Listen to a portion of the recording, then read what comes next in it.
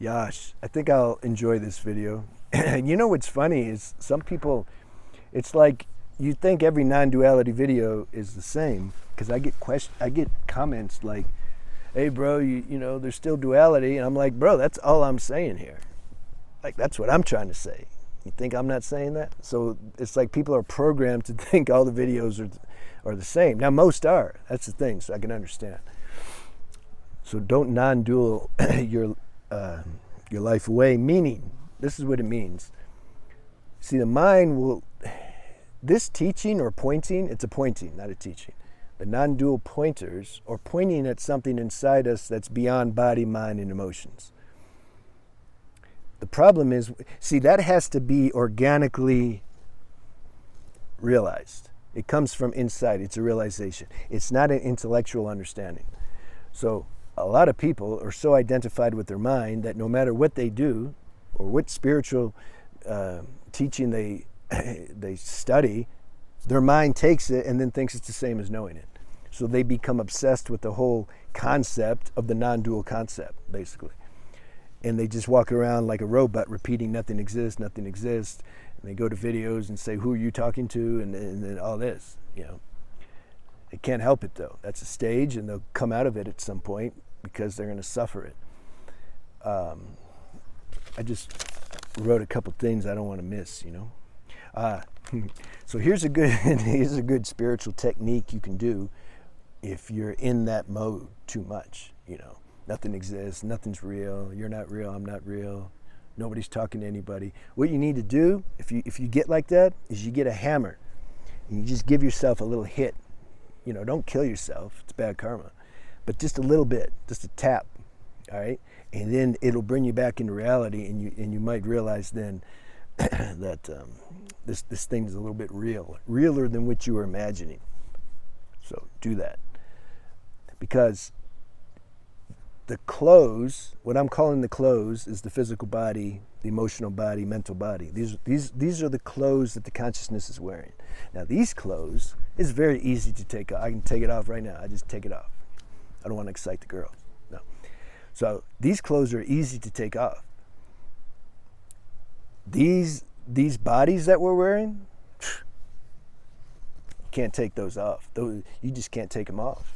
They're like, the consciousness is intimately intertwined with these clothes. So much so that most people think this is who they are. This is how, because it's supposed to be like that, you see.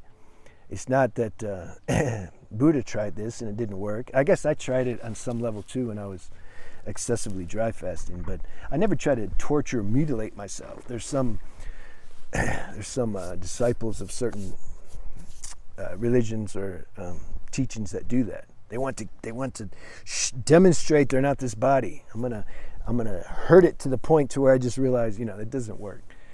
Cooperate with it. The consciousness has incorporated, I call it a video game sometimes, it put on these clothes, this virtual reality software. It has all the software programs to run it. The nervous system makes it all feels super real, all the sensory, you know, impressions and everything, and it just works in a way that you can't deny. And we're not supposed to. Isn't it obvious? If you're this intimately intertwined with your clothes, don't that maybe mean we're supposed to wear them and enjoy them a little bit? I mean, what are you going to do? You're going to go to the beach and you can't enjoy it because you're just going to say it's not real? Or a relationship? I don't need relationships anymore. Romantic relationships, they're not real. I mean, I'm having sex with myself. It's not real, so I'm not going to do it. That's not, an important principle, spiritual principle, is flexibility and honoring both the non-dual and the dual concepts. Non-duality wouldn't exist if there wasn't duality. I've said that before, and I'll keep saying it. You need both. There's something beyond both. You see, that's not labeling anything non-dual or dual. That's you can say, the cosmic space in which the show of non-dual and dual in the body is taking place in. You can say that's awakening. But it's not like so-called awakened person doesn't still experience life and experience these bodies. You take a hammer and hit, people like Satguru, okay, you hit him with the hammer, he's going to feel something. And he might, I don't know if he has skills, but he might protect himself, Not going to say, the hammer don't exist and my head don't exist and all that stuff. See, people are going to get, this is why life is just so good. It will catch you out. It will catch you out. I'm going to make a video on something like, I don't know, I'll think of the title later, but where you take the person that is preaching the non-dual or the awakening, put them in the right situation, an extenuating circumstance. They get diagnosed with they get in a car accident and all of a sudden they're in a really chronic pain situation. They got nerve pain. That's like the worst chronic pain you can have. Or their whole family gets killed right in front of them. Or, they go to prison, whatever. You think you're going to be talking like this at that moment?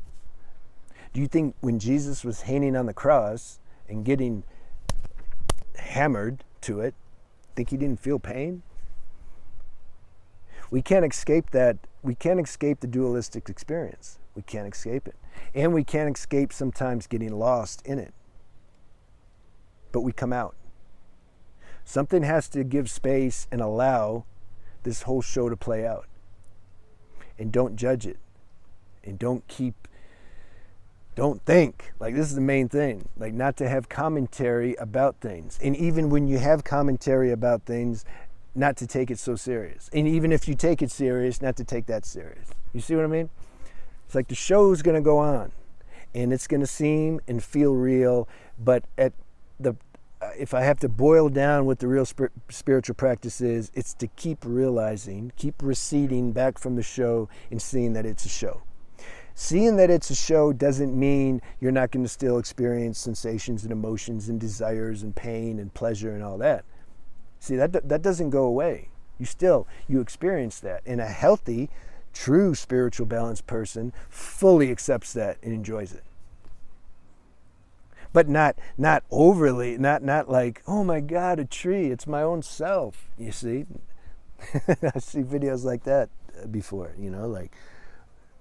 turning up the dimmers, putting English on the spiritual qualities, like check how spiritual I am now.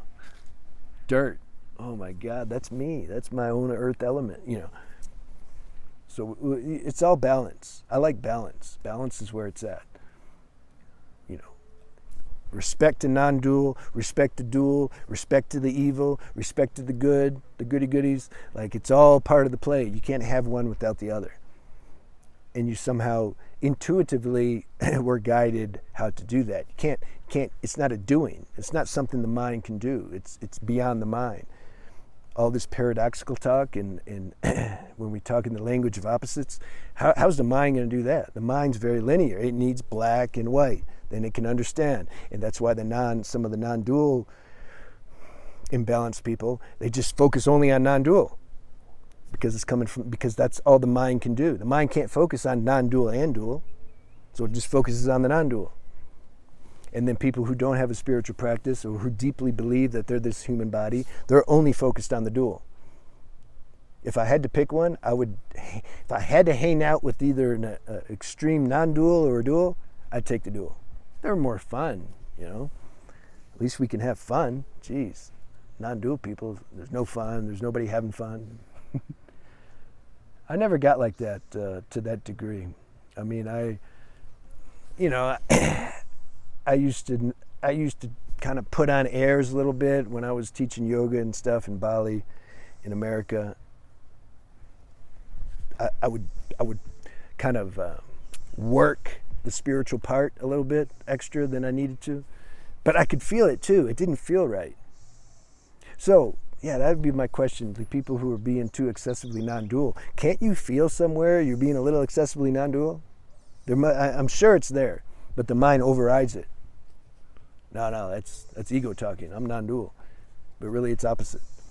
You see, though, how this is an evolutionary process, because the stuff gets so subtle and intricate that, yeah, how are you going to do all this in one life?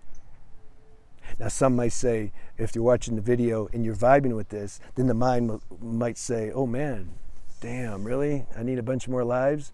I'm not saying that either. If you're already watching these kind of videos and you're feeling it inside, you're good. You're good. I'm talking about the people who have no concept of this whatsoever, who are like fresh from the animal kingdom and who just live a very simple, basic, they're just getting their basic needs met, their basic desires, eat, sleep, get drunk, have sex, work, die. That's it. They got a little ways to go. You can't really talk to them about this kind of thing. They just won't, yeah. It's like, I like the analogy with the apple tree. There's a bunch of apples on the tree, but they're all apples. We're all God essence, but they're not all ripe at the same time. So technically there's only the God essence. There's not like, you can't say one's higher or better than the other. But on evolutionary level, if we speak duality, then of course, there are some people more evolved than the other. That's just, so what, you know? I don't have a problem. Muji, I feel respect to him. Do I think he's more evolved than me? On an evolutionary level, somehow. I don't have a problem with that. I know my essence, which is beyond evolution. I know his essence, which is beyond evolution. So like, who cares? If you really think that you're this body and mind, then something doesn't want to feel like, oh, you can't admit like somebody maybe is a little more advanced than me on this earth level. Ego don't want to admit that because you think you're the ego. Who cares? Who cares? Higher, lower, it's all like part of the show. Doesn't matter. If you know your true essence, you let your evolution happen according to the natural destiny of the evolution. You know you're not the evolution. Not absolutely. But within the play, you're experiencing as though you're the evolution. And you know that too. And it's all good. Let me know how you like that video. All right.